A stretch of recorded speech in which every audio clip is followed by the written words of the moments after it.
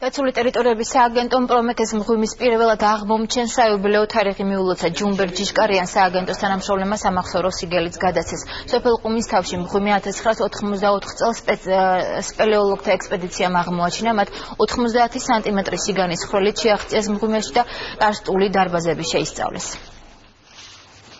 ჩვენ ბუნების მკვლევარები, რა თქმა უნდა, ყოველ ასეთ თითოეულ ნაბიჯს მადლობით ვიღებთ და კიდევ ენერგიას გვმატებს, რომ ხვალაც, ზეგაც, რაც ჩვენზეა დამოკიდებული, კიდევ მეტი გავაკეთოთ. ბატონი ჯუმბერი იყო ის ადამიანი, რომელსაც გარდა ამ პრომეთეს მღვიმის და სხვა 300-მდე მღვიმე აქვს შესწავლილი და აგეგმილი, მაგრამ ეს მღვიმე არის სწორედ ერთ-ერთი საოცრება, რადგან ნამდვილად უნდა იამაყოს საქართველოს და მე მიმაჩნია და აუცილებლად ვთვლი, რომ ამ ადამიანების სახელები და გვარები, რომელსაც ასეთი წვლილი აქვს ქვეყნისათვის ძალიან მნიშვნელოვანი ადგილების გამოვლენა განვითარებაში, უნდა იცოდეს საზოგადოებამ და მომავალმა თაობებმა. უახლოეს მომავალში დაგეგმილი არის ახალი ექსპედიციების მომზადება, რომლებიც წავა და გამოიკვლევს კიდევ ახალ ასე ქვაბულებს.